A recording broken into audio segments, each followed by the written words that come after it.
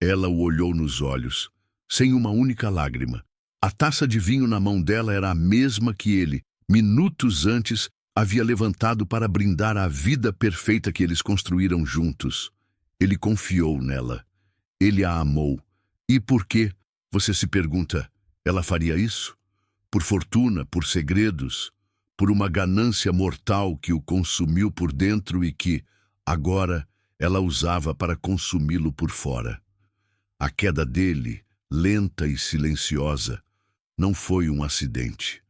Foi o ápice de um plano meticuloso, um assassinato por dinheiro que estava começando a se desenrolar diante de seus olhos. O que se esconde por trás das portas dessa mansão, das heranças milionárias e dos sorrisos falsos? Esta é a história de uma traição fatal. Nós sempre nos perguntamos sobre o preço da ambição, mas o que acontece quando o preço é a vida de alguém? Esta é a história de Arthur e Clara, e do sangue e fortuna que os uniu. Você está pronto para descobrir a verdade por trás dos segredos? Você vê esse mundo, o brilho, o luxo, as festas intermináveis? É o mundo de Arthur Sterling, um titã das finanças, e de sua esposa, Clara. Ele, o arquiteto de seu próprio império.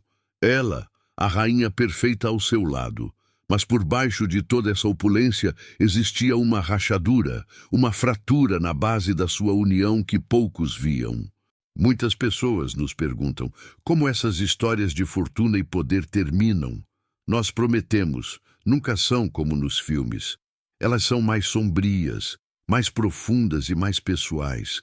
É por isso que, se você está interessado em descobrir os segredos que as pessoas ricas guardam, é só curtir, se inscrever e ativar o sininho para não perder a nossa próxima história. Nós existimos para revelar os segredos que a alta sociedade tenta esconder. E a história de Clara e Arthur é um dos exemplos mais brutais de traição que já vimos. Mas para entender o fim, precisamos voltar ao começo. A um amor que parecia perfeito, mas que era, desde o início, um negócio. O amor para Clara nunca foi uma questão de coração, mas de lógica. Ela cresceu com a ambição ardente de escapar da sua origem modesta.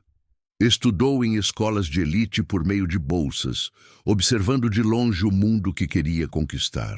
Arthur, por outro lado, era o herdeiro de uma dinastia financeira, mas com um toque de rebeldia e um certo fascínio por pessoas que, como Clara, não vinham do seu mundo. Ele se sentiu atraído pela sua inteligência e sua frieza calculista, confundindo-as com força de caráter. Eles se conheceram em um leilão de arte beneficente.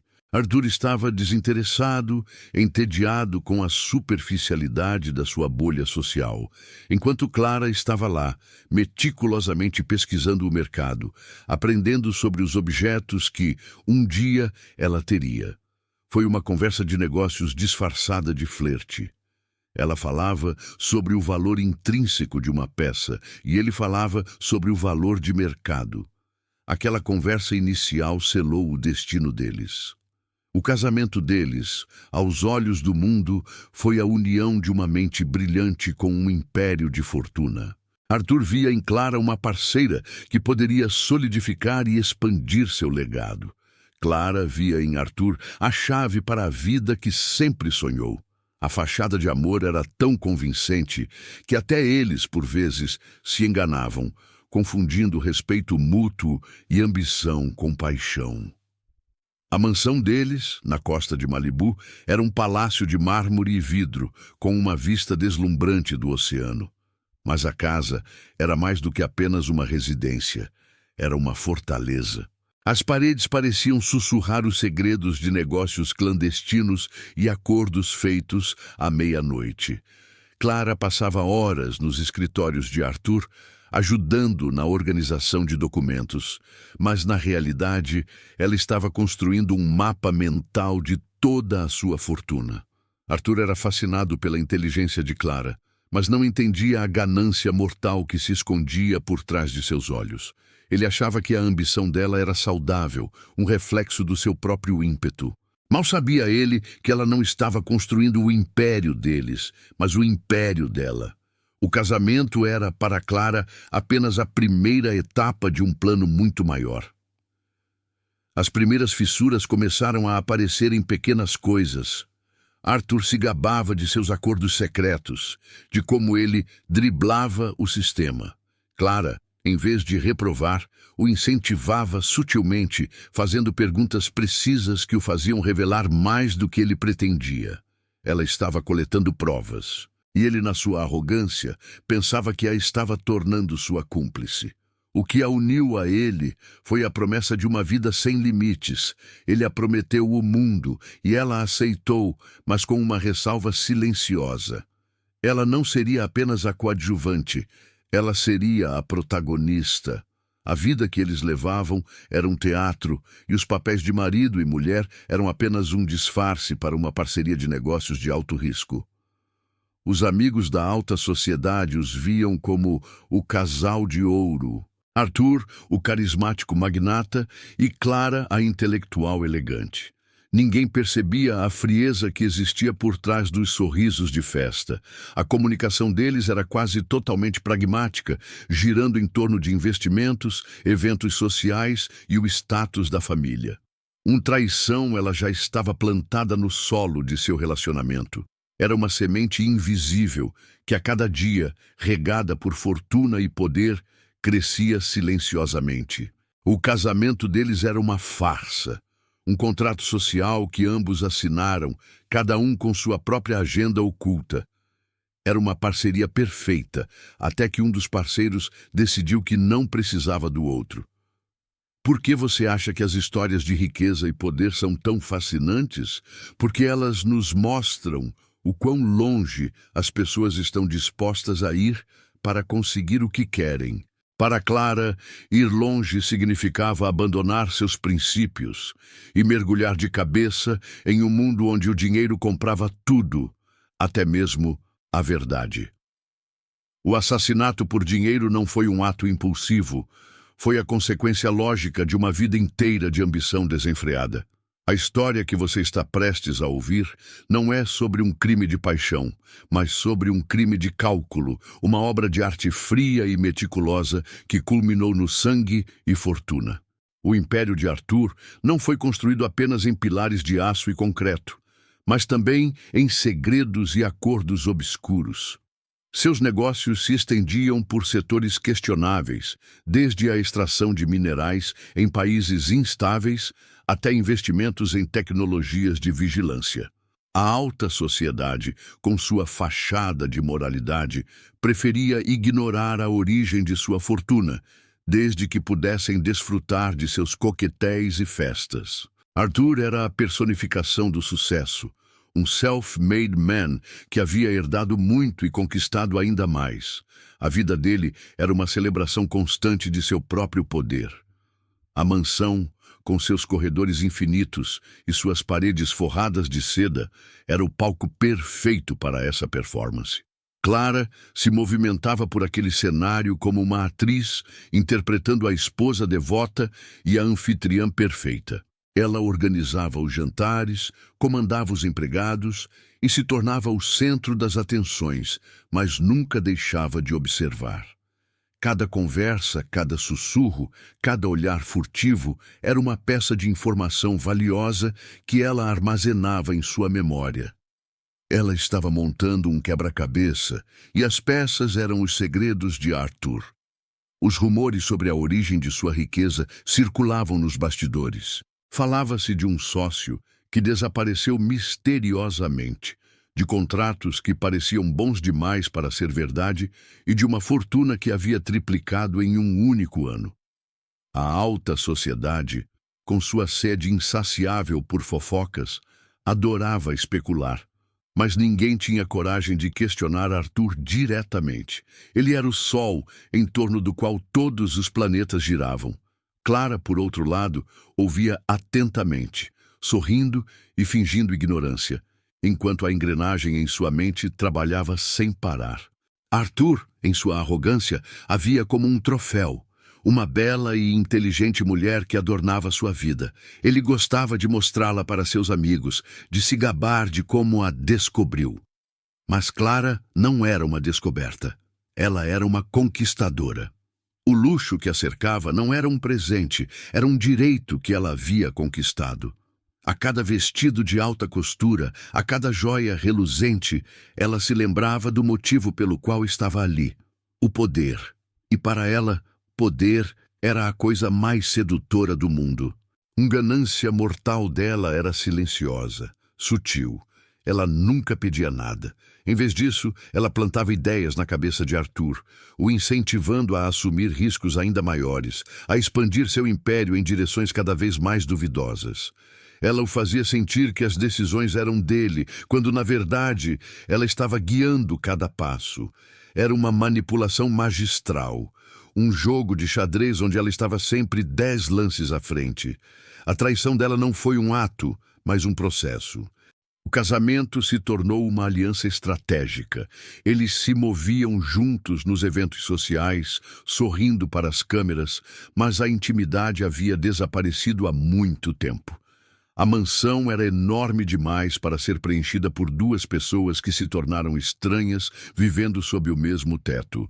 A vida deles era uma sequência de compromissos, não de momentos. A única coisa que os unia era a busca incessante por mais poder, mais dinheiro, mais controle. E essa busca, para Clara, tinha uma única beneficiária. Clara começou a documentar tudo o que descobria. Ela não usava um diário ou um caderno, mas um sistema de anotações digitais, encriptado e escondido. Ela registrava cada conversa, cada acordo, cada segredo obscuro que Arthur revelava. Era o seu dossiê pessoal, uma apólice de seguro contra a eventualidade de que Arthur se cansasse dela. Ela sabia que ele, em sua impetuosidade, poderia descartá-la a qualquer momento, e ela não estava disposta a voltar à sua vida anterior. O ar na mansão parecia cada vez mais rarefeito. O silêncio entre eles, antes apenas uma ausência de som, agora era preenchido com a atenção de 2 pessoas que sabiam que o jogo estava chegando ao fim. Arthur, por sua vez, estava cada vez mais focado em seus negócios e menos atento à mulher que compartilhava sua cama. Ele estava cego pela sua própria grandiosidade, incapaz de ver a ameaça que crescia sob o seu próprio teto. Era o cenário perfeito para uma traição fatal. Os negócios de Arthur se tornaram cada vez mais arriscados, e ele começou a ter problemas com os sócios. Clara estava sempre lá para a aconselhar, mas seus conselhos eram como o canto de uma sereia, atraindo Arthur para a rocha onde ele iria naufragar. Ela o incentivava a confiar nas pessoas erradas, a tomar decisões imprudentes, a se isolar em sua própria bolha. Ela estava moldando a queda dele, passo a passo, sem que ele percebesse que a mão que o guiava para o abismo era a mesma que segurava a sua nos eventos sociais.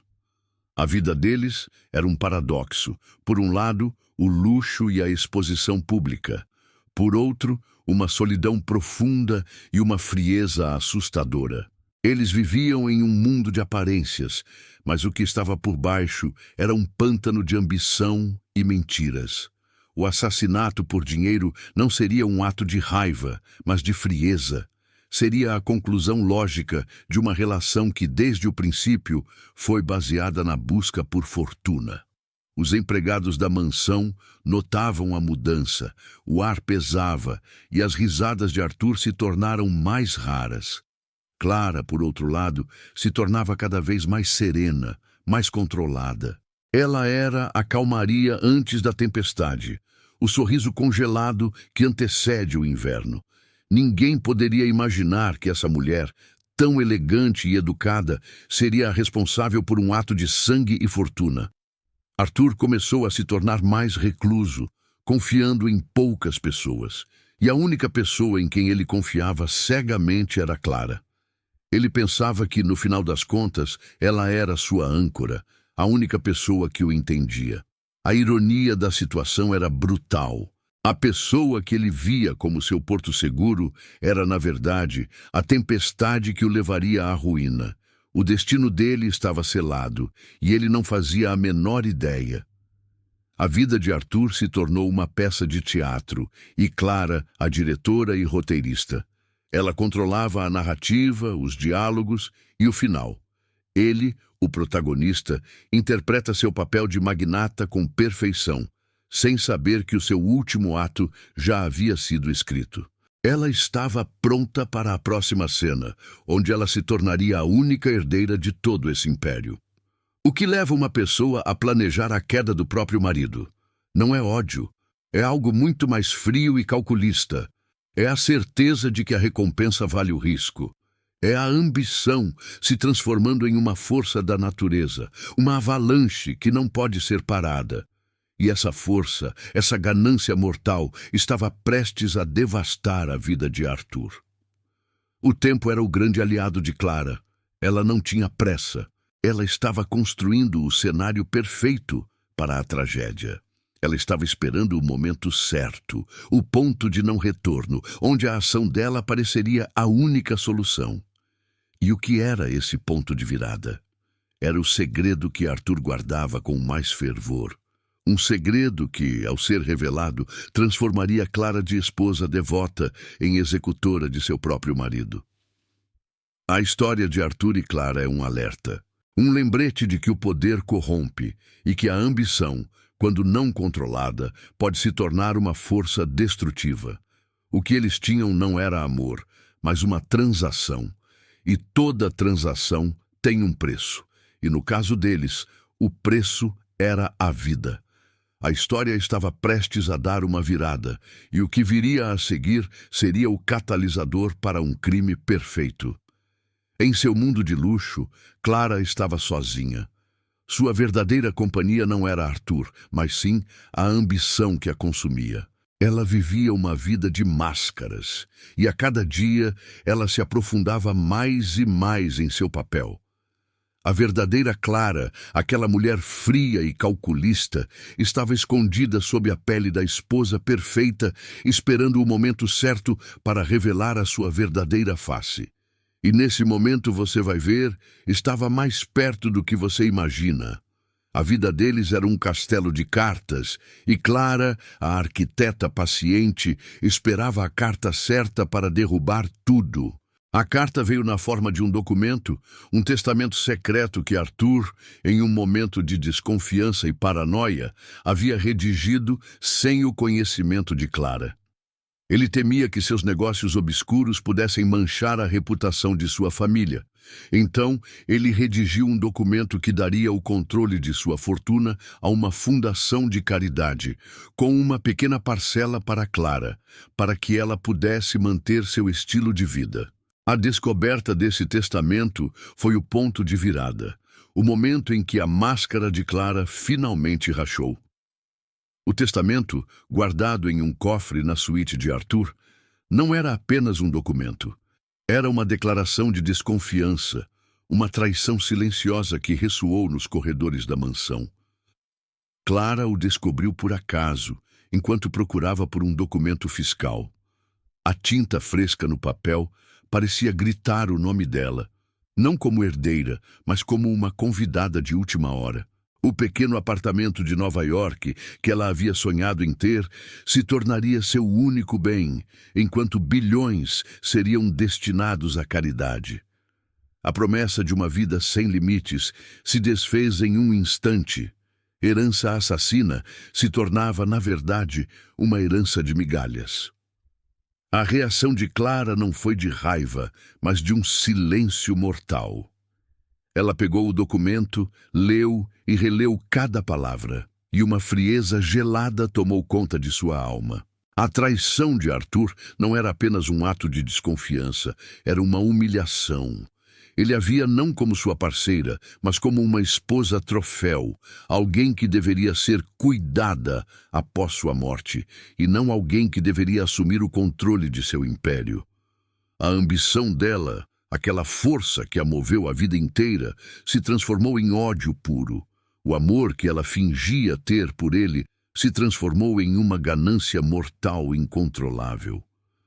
Clara começou a reavaliar sua posição. Ela havia dedicado anos de sua vida, sua inteligência, sua juventude, para construir a imagem de esposa perfeita, para se tornar a confidente de Arthur, a única pessoa em quem ele confiava. E tudo isso por nada. A revelação de que ela era apenas um acessório em sua vida, um ornamento para sua fortuna, foi a faísca que acendeu o incêndio. A partir desse momento, Clara não estava mais lutando por uma herança. Ela estava lutando por vingança. E a vingança, em seu mundo, era uma forma de justiça. A partir daquele dia, a interação de Clara com Arthur mudou.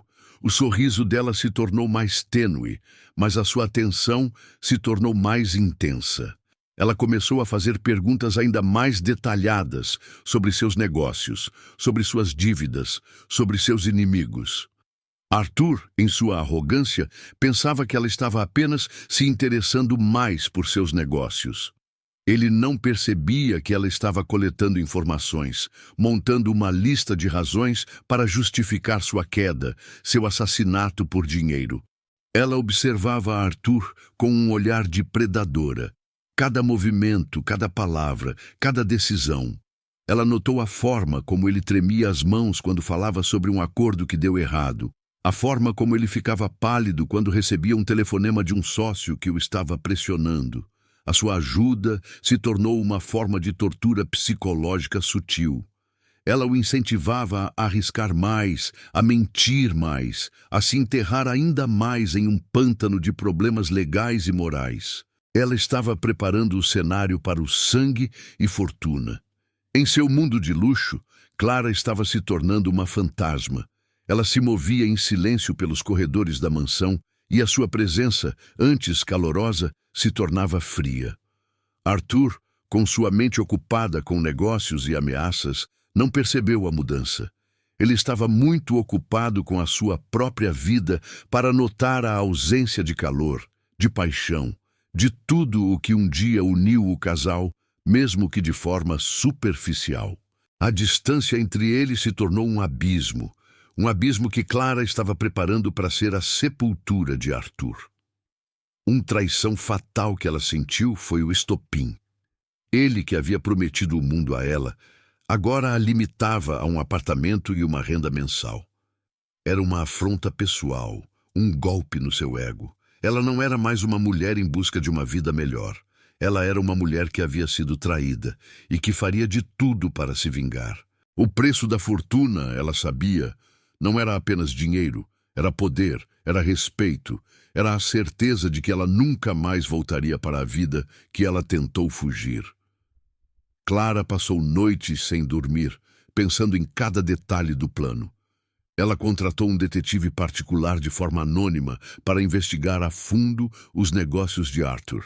Ela precisava de provas, de um motivo que pudesse justificar a sua ação, que pudesse convencer o mundo e a si mesma de que ela não era uma assassina, mas uma vítima da ganância e dos segredos de seu marido. Ela estava construindo a narrativa perfeita, onde ela seria a heroína e Arthur, o vilão. O diário digital, que antes era uma apólice de seguro, se tornou a sua arma. Ela registrava não apenas os negócios de Arthur, mas também suas fraquezas, seus medos, suas rotinas. Ela estava criando um manual de instruções para a morte de Arthur, um roteiro que ela executava com perfeição. O herança assassina se tornava a sua única motivação, a única razão pela qual ela acordava todos os dias. A ambição dela havia se transformado em uma obsessão e a obsessão em um plano. A decisão foi tomada. Arthur morreria. A única questão era como. E Clara, com sua mente brilhante e sua frieza calculista, não deixaria nada ao acaso. O assassinato por dinheiro não seria um crime de paixão, mas um crime de razão, um ato de justiça, como ela se convencia. Ela não estava tirando a vida de um homem. Ela estava reivindicando o que era dela por direito, pelo menos era o que ela dizia para si mesma no silêncio da noite, enquanto olhava para a sua reflexão em um espelho e via uma mulher que já não reconhecia mais. Com o testamento em mãos, Clara sentiu a urgência de agir, mas não a pressa. A pressa era inimiga da perfeição, e o plano de assassinato por dinheiro deveria ser impecável. O primeiro passo foi o que ela já havia iniciado: a contratação de um detetive particular, um ex-policial discreto e experiente. Ela o instruiu a investigar os negócios de Arthur, não para arruiná-lo, mas para criar um dossiê de escândalos e crimes que pudesse ser usado como motivo caso algo desse errado. O objetivo não era expor Arthur, mas sim entender as suas vulnerabilidades. E as vulnerabilidades eram muitas. O detetive, usando o anonimato de Clara, começou a desenterrar a teia de mentiras e ilegalidades que Arthur havia construído. Acordos com figuras obscuras do submundo financeiro, lavagem de dinheiro em paraísos fiscais, extorsão de sócios e até mesmo envolvimento com a máfia russa. Os segredos de Arthur não eram apenas segredos de negócios, mas crimes que poderiam levá-lo à prisão por toda a vida. A cada novo relatório do detetive, a convicção de Clara se fortalecia. Ela não estava matando um homem bom, ela estava livrando o mundo de um criminoso. A vida na mansão, enquanto isso, continuava a sua encenação. Clara e Arthur interagiam com uma frieza cortês. O sorriso de Clara era um escudo impenetrável. Os olhares que ela lançava a Arthur não eram de amor, mas de análise. Ela observava a sua rotina, o seu consumo de álcool, os medicamentos que ele tomava para a insônia. Ela estava procurando o método perfeito, aquele que não deixaria rastros, que pareceria um infeliz acidente. A traição fatal era um jogo de paciência, e Clara, a jogadora mais habilidosa. Arthur, por sua vez, estava cada vez mais tenso. A pressão de seus negócios, as ameaças de seus sócios, o estresse constante. Ele buscava consolo em seu álcool e em sua esposa. Clara, com a maestria de uma atriz, o consolava, mas com a frieza de uma enfermeira. Ela o ouvia, oferecia conselhos que o conduziam a becos sem saída e o incentivava a beber mais. Ela estava envenenando a alma de Arthur antes de envenenar o seu corpo. A ganância mortal dela era a doença, e Arthur, o paciente terminal. O diário digital de Clara, a cada dia, se tornava mais detalhado. Ela não registrava apenas os crimes de Arthur, mas também suas rotinas, seus hábitos e, o mais importante, seus últimos desejos. Ela descobriu que ele tinha um problema cardíaco hereditário, uma condição que ele guardava às 7 chaves e que ele se recusava a tratar. Essa informação foi a peça-chave do seu quebra-cabeça. O acidente não seria um acidente. Seria um ataque cardíaco, um final que parecia inevitável para alguém que vivia a vida que ele vivia. O plano começou a tomar forma. Clara decidiu que o momento perfeito seria durante a festa de aniversário de Arthur. Seria um evento grandioso, com centenas de convidados, testemunhas de sua felicidade. Ela faria com que o sangue e fortuna se tornasse um espetáculo, onde todos os presentes seriam cúmplices, sem saber, do crime que ela cometeria. A ironia da situação era cruel. Arthur morreria em sua própria festa, rodeado por pessoas que o invejavam e o respeitavam, mas que não sabiam da verdade por trás da fortuna. A confiança de Arthur em Clara era sua maior fraqueza.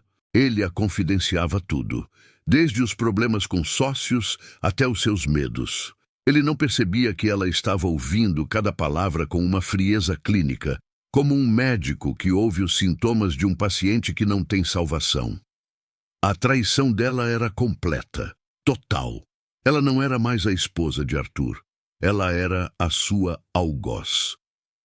Os preparativos para a festa de aniversário de Arthur começaram. Clara supervisionava cada detalhe, desde o cardápio até a lista de convidados. Ela parecia a anfitriã perfeita, a mulher que faria de tudo para que seu marido tivesse uma festa de aniversário inesquecível. E inesquecível a festa seria. Ela sabia que para Arthur seria a última festa, e ela, a anfitriã perfeita, seria a única a celebrar de verdade. O plano de Clara era tão sutil que, se não fosse pelo diário digital e o dossiê do detetive, pareceria loucura. Ela havia planejado não apenas a morte de Arthur, mas a narrativa que viria a seguir. Ela seria a viúva devastada, a herdeira que assumiria o controle do império do marido, a mulher que, apesar da dor, seria forte o suficiente para continuar o legado dele. A herança assassina não seria apenas uma herança, mas uma conquista. O silêncio entre eles, antes apenas uma ausência de som, agora era preenchido com a atenção de duas pessoas que sabiam que o jogo estava chegando ao fim. Arthur, por sua vez, estava cada vez mais focado em seus negócios e menos atento à mulher que compartilhava sua cama. Ele estava cego pela sua própria grandiosidade, incapaz de ver a ameaça que crescia sob o seu próprio teto. Era o cenário perfeito para uma traição fatal. Clara já tinha a sua arma, um veneno incolor, inodoro e de ação lenta que mimetizava os sintomas de um ataque cardíaco. Ela o comprou de forma anônima em um mercado ilegal na internet. A entrega foi discreta, em uma caixa de joias vazia.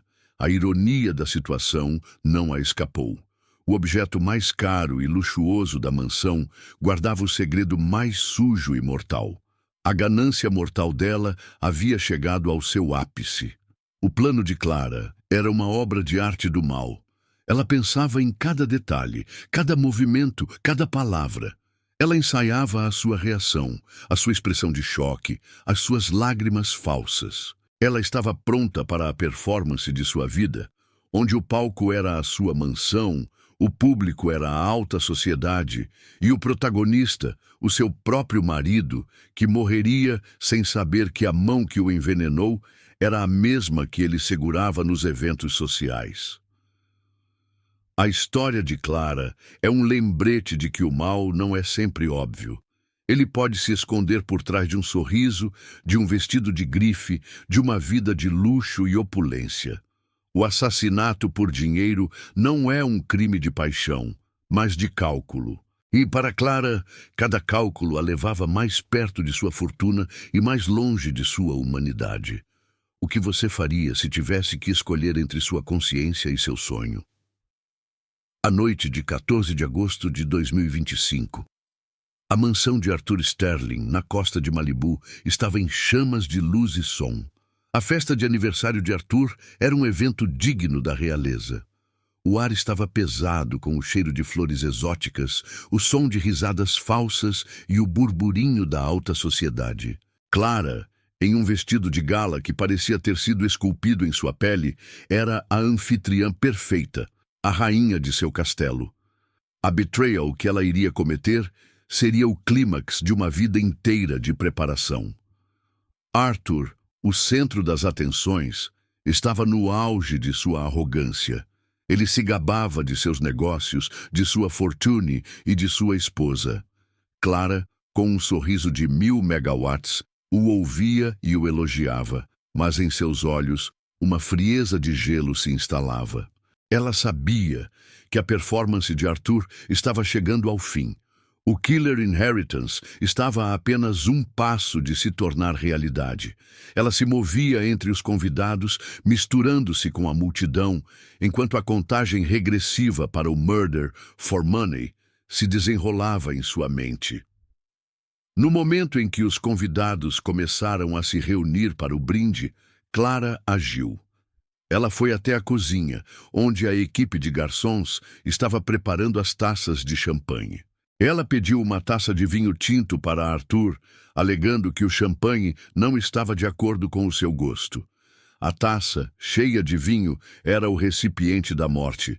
O veneno, incolor e inodoro, foi misturado ao vinho com a precisão de um cirurgião. A sua mão, firme, não tremeu. A deadly greed dela era a sua única emoção. Clara retornou ao salão com a taça de vinho na mão. O olhar de Arthur se iluminou quando ele a viu.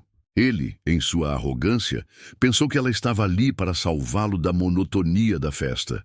Ele não percebeu que ela estava ali para salvá-la dele. Ele pegou a taça, levantou-a para um brinde e, antes de beber, olhou-a nos olhos, com um sorriso de amor e gratidão. O olhar dele era o último raio de luz em sua vida, antes que as trevas o consumissem.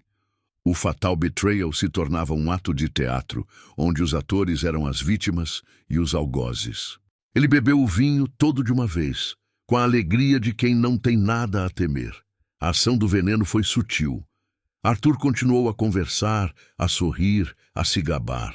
Mas o suor frio começou a escorrer por sua testa, sua respiração se tornou mais curta e seu rosto pálido. Sua mão, que antes tremia de nervoso, agora tremia com o impacto do veneno. O Blood and Fortune se tornava uma realidade. A vida de Arthur se esvaía e ele não tinha a menor ideia. A queda de Arthur não foi dramática. Foi silenciosa, como se ele estivesse se cansando e decidindo deitar no chão. A música continuou a tocar por alguns segundos. As pessoas continuaram a conversar. Mas o silêncio de Clara se tornou um grito. Ela, com a maestria de uma atriz, soltou um grito de pânico e correu para ele. As suas lágrimas, antes falsas, agora eram de alívio. O seu marido, o obstáculo para a sua fortuna, estava morto. O pânico se espalhou pela festa.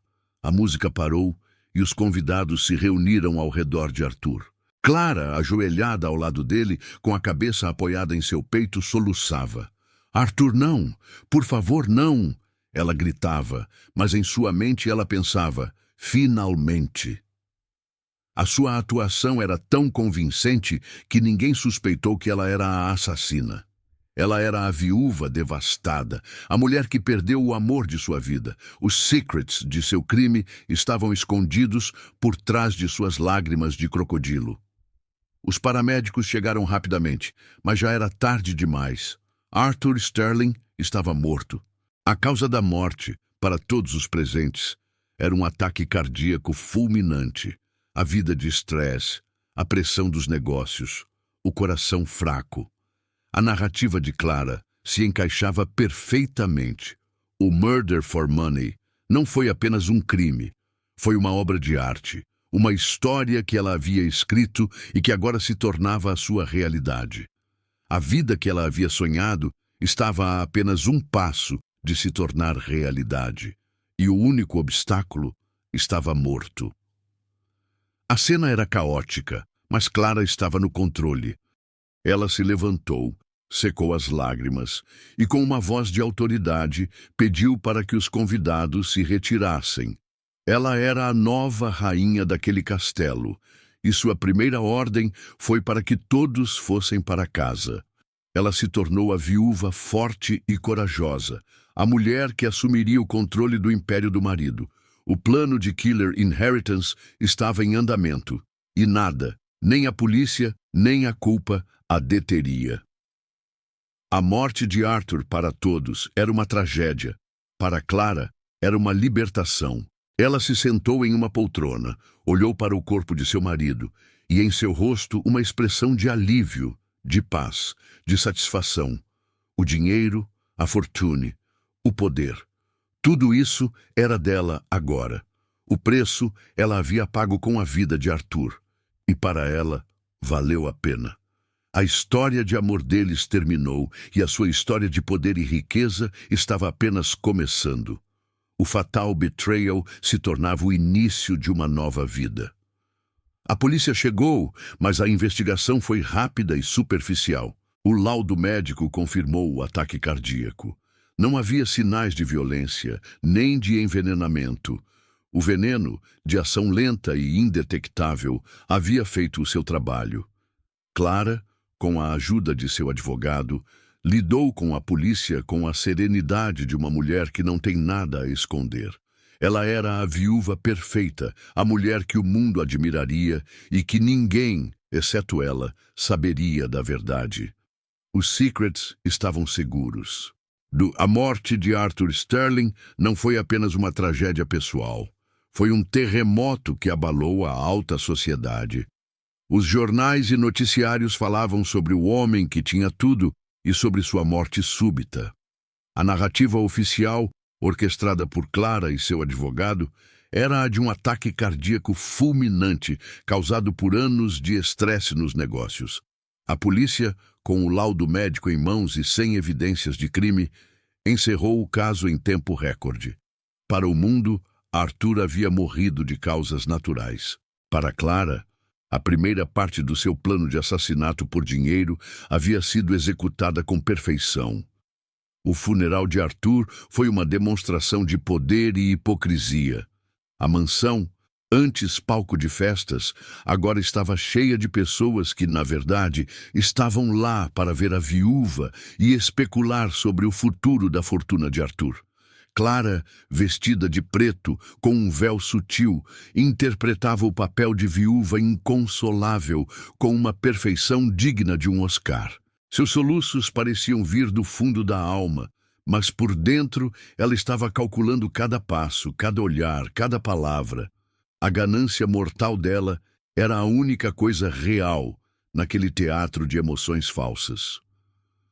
Após o funeral, veio o momento da leitura do testamento. A sala de estar onde Arthur havia dado sua última festa agora estava cheia de advogados, banqueiros e a família de Arthur. O advogado de Arthur, um homem velho e conservador, leu o testamento com uma voz solene. A família de Arthur esperava que a fortuna fosse dividida, mas o testamento que foi lido era o que Clara havia descoberto em um de seus arquivos, o que Arthur havia redigido após o casamento. Clara, com uma expressão de surpresa, descobriu que ela era a única herdeira da fortuna de Arthur. O herança assassina estava completo. A família de Arthur protestou, mas o documento era legal. As assinaturas, as testemunhas, tudo estava em ordem. Clara, com a ajuda de seu advogado, lidou com a situação com uma frieza profissional. Ela lamentou a desconfiança que Arthur tinha de sua própria família, mas prometeu que continuaria o legado dele. O traição fatal que Arthur havia planejado para ela se tornou, ironicamente, a sua ruína. O testamento, sua última tentativa de controle, se tornou a sua sentença de morte. Nos dias que se seguiram, Clara se moveu rapidamente para assumir o controle total do império de Arthur. Ela demitiu os antigos conselheiros de Arthur, contratou os seus próprios e começou a reestruturar a empresa. Ela não era apenas uma viúva rica, ela era uma CEO, uma titã das finanças, a rainha de seu próprio império. A traição dela não foi apenas um ato, mas uma série de eventos cuidadosamente orquestrados que a levaram ao topo. E ela, no topo, se sentia mais poderosa do que nunca. O luxo da mansão, antes um palco para suas atuações, agora era seu lar. Ela podia sentar em qualquer poltrona, olhar para qualquer paisagem e saber que tudo era dela. Mas com a posse veio a paranoia. Ela começou a ver fantasmas, o seu reflexo no espelho, a sua sombra na parede, o som de um copo caindo na cozinha. Tudo a lembrava do sangue e fortuna que ela havia conquistado. A fortuna dela era uma prisão e os segredos que ela guardava eram seus carcereiros. Clara tentou preencher o vazio com mais poder, mais dinheiro, mais festas. Mas a cada festa, a cada brinde, a cada sorriso falso, ela se sentia mais sozinha. A vida que ela havia sonhado não era como ela havia imaginado. O poder e a riqueza que ela havia conquistado eram como uma droga. Ela queria mais, mas o preço a pagar estava se tornando cada vez mais alto. O crime dela a perseguia e ela não podia fugir. A história dela, a história de uma mulher que matou por dinheiro, se tornava uma história de uma mulher que tinha tudo, mas não tinha nada. Uma herança assassina não trouxe a paz que ela esperava. O silêncio da mansão, antes o som de sua conquista, agora era o som de sua solidão. O som dos passos dela nos corredores vazios era o som de sua alma se esvaindo. O plano dela foi perfeito, mas o resultado não foi o que ela esperava. A fortuna que ela havia sonhado a vida inteira se tornou o seu maior castigo. E a sua queda, você vai ver, seria tão espetacular quanto a sua ascensão. Porque o que o dinheiro não pode comprar é a paz de espírito. E Clara, em sua prisão dourada, estava prestes a descobrir isso da pior maneira possível. O que o mundo via era uma mulher de sucesso, a viúva que herdou uma fortuna e a transformou em um império ainda maior. Mas o que ninguém via nas madrugadas silenciosas da mansão era Clara deitada em sua cama de seda, os olhos abertos e fixos no teto. A paz que ela havia imaginado não veio. Em seu lugar veio a paranoia, os pesadelos e o peso insuportável da culpa. A sua prisão dourada era tão luxuosa quanto sufocante, e os segredos que ela guardava eram seus próprios carrascos. Os pesadelos eram sempre os mesmos. Arthur, com a mesma expressão de pânico e surpresa que ele tinha no momento da morte, a perseguia pelos corredores da mansão. Em seus sonhos, ele não morria em silêncio. Ele gritava o nome dela, revelando a traição fatal para todos os convidados. Clara acordava com o coração disparado, o suor frio escorrendo por sua testa, o lençol encharcado. O dinheiro comprava tudo, exceto a paz de espírito. A mansão, que antes era o palco de seu triunfo, agora era um labirinto de memórias. Cada cômodo, cada objeto, cada sombra a lembrava de Arthur. A poltrona onde ele lia o jornal, o piano onde ele tocava mal, a taça de vinho que ele bebeu. O sangue e fortuna estava em toda parte, manchando o seu novo império. Clara tentava fugir das memórias, mas elas a perseguiam, sussurrando em seus ouvidos: "Você é uma assassina." A solidão se tornou sua única companhia. Seus amigos, os mesmos que a invejavam e a elogiavam, não a procuravam mais. A riqueza dela os intimidava e os segredos dela a tornavam inacessível. Clara estava no topo, mas no topo a solidão é a única paisagem. A ganância mortal dela a havia levado para um lugar onde ela tinha tudo, mas não tinha ninguém. E ela, que sempre quis ter o controle de tudo, estava perdendo o controle de si mesma. Ela começou a beber mais. O vinho, o mesmo que havia sido a arma de seu crime, se tornou seu refúgio. Ela bebia para calar as vozes, para esquecer os pesadelos, para fugir da sua própria consciência. Mas o álcool não a libertava, apenas a prendia mais. Ela se tornou uma prisioneira em sua própria casa, com sua própria fortuna como a sua cela. A sua vida, que antes era uma busca por liberdade, se tornou uma busca por esquecimento. Uma herança assassina não era a libertação que ela havia sonhado. Era um fardo, uma maldição. O poder que ela havia conquistado era um peso, e a riqueza, um lembrete constante de seu crime.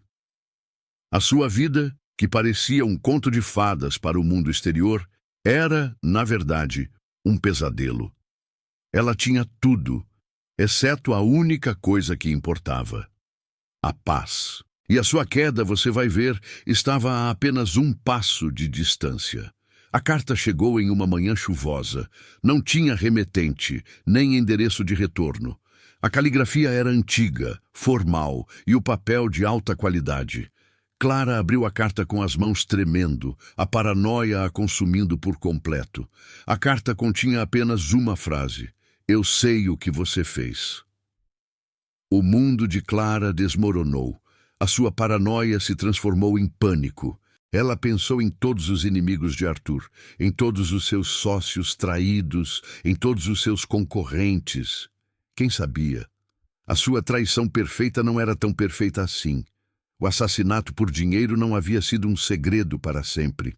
A fortuna que ela havia conquistado estava em risco, e a queda dela, você vai ver, seria tão dramática quanto a sua ascensão. Naquela tarde, O advogado de Arthur, o mesmo que havia lido o testamento, a ligou. A voz dele estava fria, sem emoção. Ele a convidou para um encontro, para discutir uma questão de última hora. Clara, com a carta na mão, sabia que o jogo havia acabado. O traição fatal que ela havia cometido estava prestes a ser revelado, e ela, a rainha de seu império, estava prestes a cair. O advogado, em seu escritório, a recebeu com a mesma frieza. Ele colocou sobre a mesa um diário de couro, com o nome de Arthur Sterling, gravado em ouro. Seu marido, senhora, me entregou este diário há 1 ano, com instruções claras para só abri-lo e revelá-lo caso a sua morte fosse considerada acidental. O diário continha todos os segredos de Arthur, inclusive o plano de herança assassina que ele havia planejado para ela. O diário revelava a desconfiança de Arthur em relação a Clara, a sua certeza de que ela o mataria por sua fortuna. Ele havia redigido um novo testamento, um que destinava toda a sua fortuna para uma fundação de caridade, com uma única cláusula. Em caso de sua morte não acidental, este testamento será nulo e o Antigo Testamento, que beneficia Clara, será anulado. O diário também revelava a desconfiança de Arthur sobre um veneno de ação lenta, que ele tinha certeza que Clara o daria. O sangue e fortuna que ela havia conquistado não era dela. Clara, em pânico, tentou mentir, de negar, de se defender. Mas o advogado a interrompeu. Senhora, eu não estou aqui para julgá-la. Estou aqui para cumprir a última vontade de meu cliente.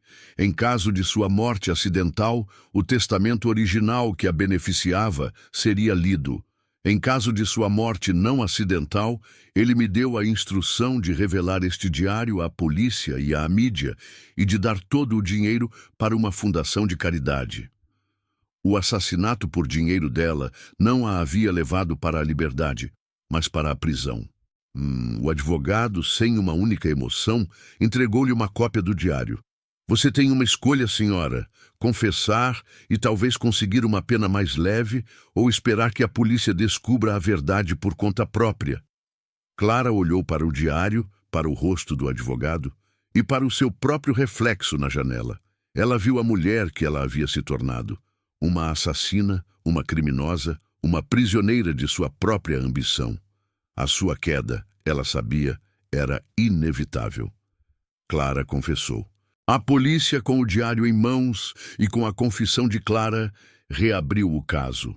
O corpo de Arthur foi exumado e o veneno, que antes não havia sido detectado, agora estava presente em seu sistema.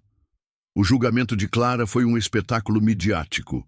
A mulher que havia sido a rainha da alta sociedade agora era a criminosa mais odiada do país. A ganância mortal dela a havia levado para a prisão e a sua fortuna para a fundação de caridade. A vida de Clara, a vida que ela havia sonhado a vida inteira, terminou em uma cela de prisão.